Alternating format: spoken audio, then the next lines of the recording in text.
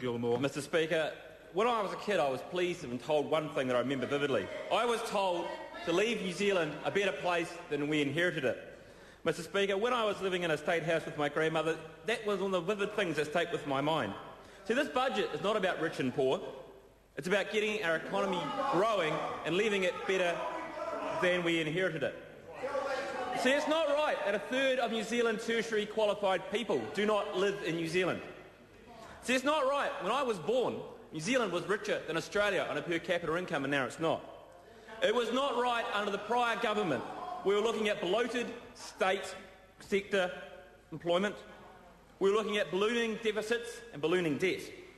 And see, Mr Speaker, back in November 2008, people decided that wasn't right either, and they voted in a national government. Because, see, they want New Zealand to grow and prosper. Budget 09 set the platform. It set the platform for us to prosper. We made some big calls in Budget 09, incurring what was the worst recession New Zealand had in 70-odd years. We made some tough calls. Yes, we deferred expenditure into the Cullen Fund.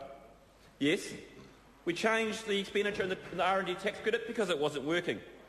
And yes, we refocused large amounts of money into infrastructure to unclog the arteries in our towns and cities up and down the country, to our roads, our electricity supply and our communication networks. So, Mr Speaker, economic growth means incomes increase for all. It means more dollars for healthcare, education and welfare. It means more and better jobs. It means choices. Mr Speaker, since Budget 2009, despite that worst recession in 70 years, what have we seen? Well, Mr Speaker, I was given a book recently that was called Rescuing the New Zealand Economy, What Went Wrong and How We Can Fix It, by that well-known Tory Brian Gould. This was published in the dying throes of the Labour government. See, he knew that the economy was broken then, and we've gone out of a way to fix it. See, after years of economic stagnation, the economy is now growing. Employment is growing. Migration to Australia is down 22% in the last 12 months. Incomes are growing, Mr Speaker, not from jobs funded by taxpayers, but by real businesses up and down the country. See, there is a plan. We have a plan to stop borrowing and instead invest. And tomorrow, in Budget 2010, you'll hear Bill English talk more about some of those plans. And we've heard some of the great plans we have already. We've heard more about the road to recovery and what we'll see. See, we've already heard $1 billion is going to be spent on fixing leaking homes by the great minister over here behind me, Maurice Williamson. We've heard $30 million to be spent on tourism by the Minister of Tourism and our Prime Minister, John Key. We've heard $134 million to be spent on whānau ora, and I was pleased to be at a meeting only last week in my part of Christchurch, which 650 people came to listen. 650 people came to hear the Minister of Whānau Ora, Tariana Turia, hear what she had to say about that policy. There were no Labour Party members there because they don't care. We're spending $24 million on bowel cancer, and I think that's a wonderful thing. As a son of somebody who's gone through that horrible disease, I think greater testing and things in that area will be a wonderful thing, and it'll help some people get through that.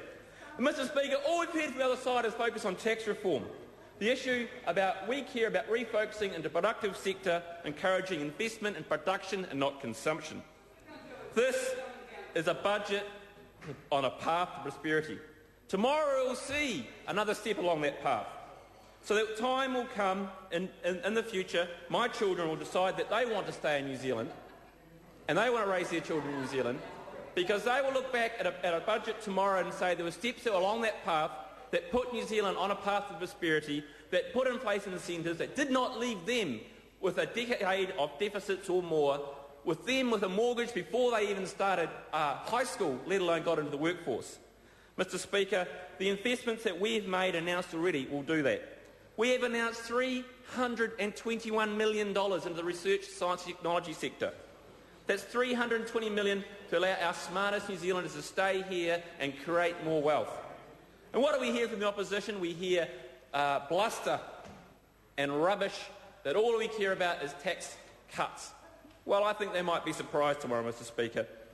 We've heard about $250 million investing in Kiwi Rail, the thing that we get told that we're going to shut down. Well, yesterday, Mr Speaker, you heard at a plan to invest $4.6 billion in Kiwi Rail, and I think that's a wonderful thing. Thank you very much.